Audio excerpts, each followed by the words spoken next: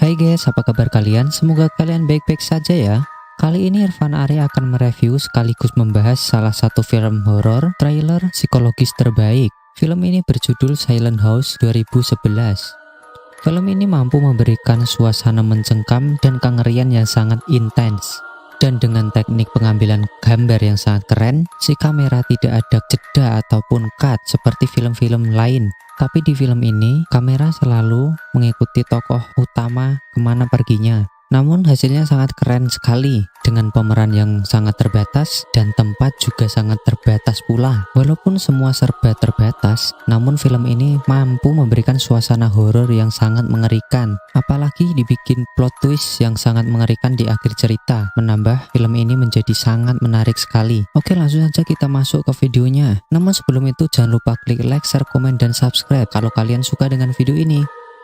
Nah, sebelum kita putar videonya, jangan lupa naikkan brightness di perangkat yang Anda gunakan untuk menonton ini, karena dalam video banyak sekali di tempat yang gelap sehingga brightness kalian harus dinaikkan. Dan video akan diputar setelah pesan-pesan berikut ini.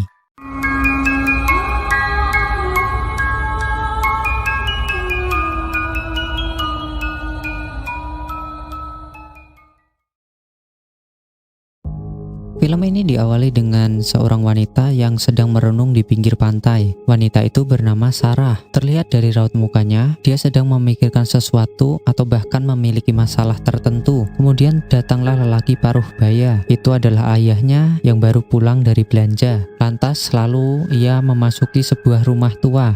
Dan itu adalah rumah mereka dulu yang sekarang akan direnovasi dan akan dijual. Dan di sana datang lagi sebuah pria, yang itu adalah paman dari si Sarah. Mereka pun mulai membersihkan rumah tersebut dan mengecek-ngecek apa saja yang akan diperbaiki sebelum rumah itu dijual. Kemudian pamannya pun menemukan sebuah lubang di dinding, dan ayahnya pun datang dan melihat lubang tersebut. Ia pun menjebol lubang itu dengan palu, dan terlihat ada lubang besar di balik lubang kecil tadi.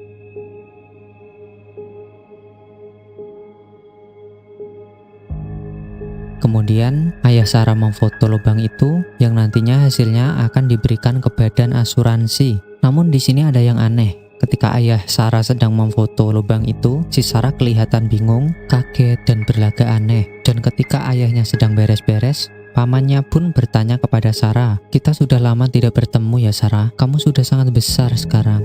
Sejak kecil aku sering memperhatikanmu," kata pamannya kepada Sarah. Dan Sarah pun tersenyum. Kemudian Sarah mendapat seorang tamu yang berada di luar, yaitu adalah teman masa kecilnya. Namun terlihat Sarah seperti kebingungan. Ia sepertinya tidak mengenali temannya itu. Lalu mereka berbincang-bincang membahas tentang semasa mereka kecil dulu. Wanita itu pun bilang, "Aku tidak menyangka aku akan bertemu denganmu lagi." Wanita itu pun tidak lama di situ. Ia pun langsung pulang. Nah, di sini ini kita tahu Sarah sepertinya dulu pernah kehilangan ingatannya, dan dia tidak bisa mengingat semasa ia masih kecil dulu di rumah ini. Kemudian Sarah pun masuk dan mengunci pintu. Lalu ia pun menyiapkan penerangan karena hari sudah menjelang maghrib. Lalu si Sarah kelihatan aneh ketika ingin memadamkan api. Kelihatan Sarah akan memakan api tersebut. Singkat cerita, ketika si Sarah sedang beres-beres, Sarah mendengarkan suara dari luar. Ia kira itu pamannya. Namun ketika dicek keluar, pamannya sudah tidak ada. Dan kelihatan pamannya sudah pergi menggunakan mobilnya. Kemudian Sarah pun keheranan karena ia mendengar suara ribut-ribut dari atas. Lalu ia pun bertanya kepada ayahnya. Namun ayahnya bilang itu hanya kucing dan tikus saja mungkin. Lantas mereka berdua pun naik dan mengecek bagian atas. Kemudian setelah mereka mengeceknya, mereka tidak menemukan apa-apa. Hanya saja ayahnya menemukan sebuah foto yang berserakan yang tergeletak di atas bantal. Yang anehnya, ayahnya seperti merahasiakan foto itu dari Sarah. Sebenarnya foto apa itu?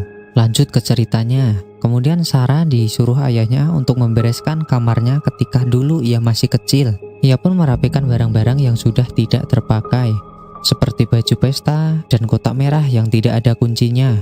Namun tiba-tiba Sarah merasakan ada sesuatu yang aneh kembali terjadi. Ia pun heran dan melihat ke sana kemari. Lalu terdengar ada benturan keras di ruangan lain. Kemudian Sarah pun memanggil-manggil ayahnya, namun tidak ada jawaban. Lantas Sarah pun mencari di mana ayahnya. Ia pun mengecek dengan penuh kehati-hatian, namun ayahnya tidak kunjung ketemu. Namun tiba-tiba pintunya tertutup dengan sangat keras dengan sendirinya. yang membuat Sarah kaget dan lari ketakutan. Merasa ada hal yang tidak beres, Sarah pun lalu mencari benda untuk mempertahankan dirinya. Namun dia tidak menemukan sesuatu. Lalu Sarah mencari jalan untuk keluar, namun tidak ketemu juga. Pintunya sudah dikunci dan jendela pun juga dipalang dengan kayu. Ia pun semakin panik dan dia merasa seperti ada orang misterius yang berada di rumah dengannya. Kemudian ketika Sarah mengendap-endap, terdengar ada suara langkah kaki datang dari atas menuruni tangga. Ia pun bergegas bersembunyi di bawah meja. Namun terlihat ada botol minuman keras yang bergerak dengan sendirinya. Dan tiba-tiba datanglah kaki misterius yang tepat di samping Sarah, yang kemudian mengambil botol tersebut. Dan Sarah pun berusaha menahan suaranya agar tidak ketahuan. Namun ketika ia berbalik, sebuah tangan menggenggam kakinya dan ia pun langsung lari ketakutan. Ia pun langsung naik ke atas dan lalu mengunci pintunya. Ia pun kembali mengendap-endap dan mencari jalan keluar untuk keluar dari rumah itu.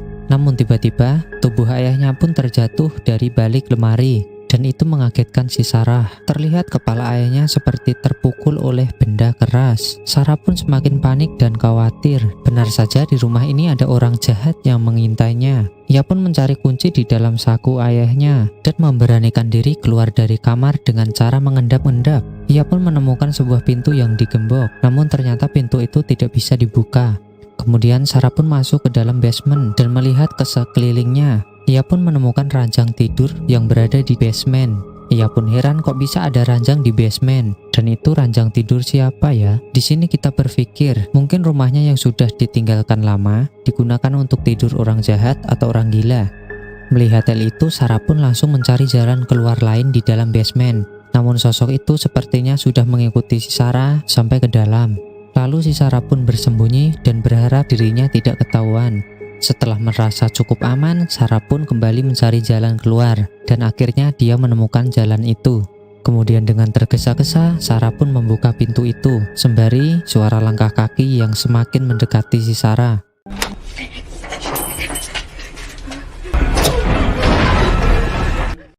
Untung saja si Sarah berhasil lolos dan ia langsung lari dengan sekuat tenaga menjauhi rumah itu. Dan ia pun melihat sosok anak gadis yang menatap dirinya.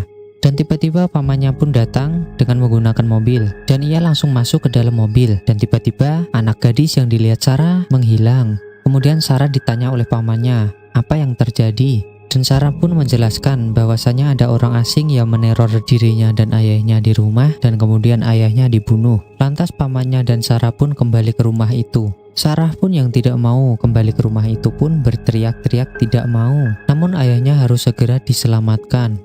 Sarah pun menunggu di mobil yang kemudian pamannya masuk ke dalam rumah. Di mobil Sarah pun mulai gelisah. Ia melihat ke belakang dan ke depan. Semua baik-baik saja. Namun selang beberapa saat pintu mobil belakangnya tiba-tiba terbuka. Sarah pun panik dan tiba-tiba ada sosok tersebut yang berada di dekat dirinya. Ia pun kembali kabur dan masuk ke dalam rumah. Sarah pun memanggil-manggil pamannya dengan rasa cemas dan mencengkam. Untung saja ia bertemu dengan pamannya. Lantas Sarah pun menunjukkan di mana ayahnya diserang. Namun setelah ke sana jasad ayahnya pun sudah tidak ada. Seperti diseret dan dibawa ke suatu tempat. Sarah pun semakin panik dan seperti kehilangan kendali. Kemudian pamannya pun menenangkannya. Mereka pun kemudian kembali mencarinya. Yang kemudian mereka menuju ke lantai 3. Kemudian ada generator yang berbunyi sendiri di samping meja biliar.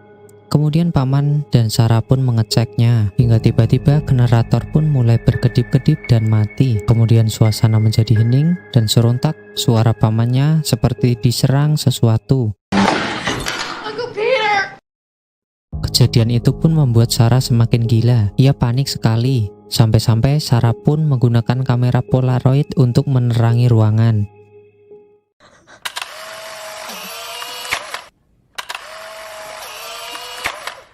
Beberapa kali ia pun menjepretkan kameranya dan muncullah penampakan-penampakan aneh. Terlihat ada penampakan anak kecil dan terakhir ada penampakan lelaki misterius namun dengan wajah yang tidak begitu jelas. Sarah pun berteriak dan bersembunyi di bawah meja biliar hingga penerangan pun kembali menyala. Namun tiba-tiba suasana kembali berubah. Terdengar ada suara dua orang pria yang sedang mengobrol dengan ucapan seperti sedang melakukan pemotretan. Dengan bahasa, coba angkat kakinya, ya begitu, ya, dan oke. Lalu muncullah kaki seorang anak dari atas meja biliar. Ternyata mereka sedang memotret anak kecil yang ia sedang menggunakan baju pesta, yang dimana bajunya tidak asing ya. Dan kemudian anak itu diajak untuk melakukan permainan lain. Sarah pun yang bersembunyi melihat kejadian itu, dan kemudian ia melihat pamannya sedang diseret oleh seseorang. Sarah pun menangis ketakutan. Lalu ia membawa senjata milik pamannya dan bergegas memberanikan diri untuk turun. Namun tiba-tiba ada suara langkah kaki yang menghampirinya. Dengan spontan lalu Sarah menembakkan senjatanya beberapa kali. Kemudian Sarah pun kembali bersembunyi di kolong dipan. Dan tiba-tiba di sana juga ada sosok anak kecil yang bersembunyi bersamanya. Dan tiba-tiba ditarik oleh seseorang. Lalu tiba-tiba si Sarah melihat kasur yang muncul darahnya. Kemudian ia ke kamar mandi, di sana pun juga sama. Ia melihat kloset yang berdarah dan tembok yang dijebol oleh seseorang yang mengetahui Sarah sedang berada di kamar mandi. Sarah pun kabur dan bersembunyi. Kepala Sarah pun semakin pusing dan tiba-tiba ia mendengar suara dari depan. Ternyata itu adalah temannya yang bernama Sophia. Namun dia menggunakan pakaian merah. Ia pun tiba-tiba diberikan kunci. Lalu Sarah pun bergegas membuka pintu. Namun Sophia bilang itu bukan jalan keluarnya, coba lewatlah sini. Kemudian Sarah melihat sosok yang dibungkus plastik. Ternyata itu adalah ayahnya. Ia masih hidup dan disekap di kursi. Sarah pun menduga itu adalah ulah dari temannya itu. Lalu si Sarah berbicara, "Kenapa kau melakukan ini kepada kami?" Nah, di sini harap kalian perhatikan baik-baik ya. Di sini wanita itu berbicara, "Apakah kau benar-benar tidak mengingatnya, Sarah? Jelas kau masih mempunyai lubang gelap dalam ingatanmu. Coba kamu buka kotak ini dengan menggunakan kunci yang tadi." Sarah pun kemudian membuka kotak merah, yang kita lihat tidak asing ya. Dan ketika Sarah membukanya, ada foto anak kecil yang sering Sarah lihat. Ia pun kaget dan ketika itu ia melihat ke jendela, pantulan dirinya berubah menjadi anak kecil itu. Oh, ternyata memang benar dugaanku. Ternyata anak kecil itu adalah Sarah semasa ia masih kecil. Lalu sosok misterius itu menyeret pamannya, yang tiba-tiba itu adalah Sarah sendiri. Jadi yang melakukan semua ini itu hanyalah si Sarah dengan keadaan tidak sadar.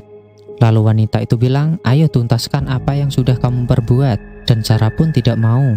Kemudian Sarah pun menyayat wanita itu. Kemudian wanita itu bilang, "Sarah, janganlah kau lukai dirimu sendiri." Dan benar saja, ia hanya menyayat tangannya sendiri. Jadi wanita yang berbaju merah ini adalah sisi gelap dari si Sarah. Si merah adalah sisi jahat dan Sarah sendiri adalah sisi baiknya.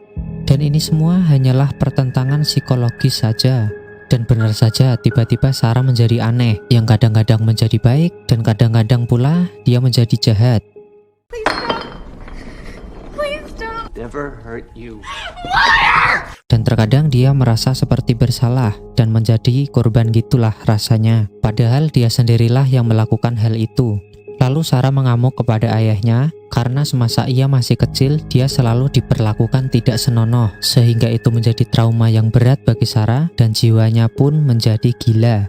Kemudian ayahnya kembali merayu Sarah dan tiba-tiba Sarah pun menjadi baik dan memotong tali yang mengikat ayahnya dengan pisau. Ayahnya pun berterima kasih dan bersyukur. Namun tiba-tiba Sarah pun digampar oleh ayahnya dan disiksa menggunakan sabuk. Ternyata ayahnya pun juga gila. Dan inilah yang menyebabkan Sarah menjadi seperti ini. Namun untung saja dihentikan oleh pamannya. Pamannya bilang tolong hentikan dengan luka tembak yang berada di perutnya. Dan ketika ayah Sarah berbicara kepada pamannya, tiba-tiba Sarah memukul ayahnya dengan menggunakan palu sampai mati. Yah, si Sarah menjadi jahat lagi deh. Dan ketika pamannya juga akan ikut dipalu, kemudian pamannya berkata, "Maafkan aku Sarah, seharusnya dari dulu aku melindungimu dari dia dan menghentikan kelakuan ayahmu yang aneh." Dan untung saja Sarah pun tidak jadi membunuh pamannya. Dengan di sana ada foto yang tidak senonoh berserakan, berceceran dengan darah ayahnya yang dibunuh Sarah tadi. Sarah pun kemudian keluar dari rumah dan pergi. Dan tentu saja film pun berakhir.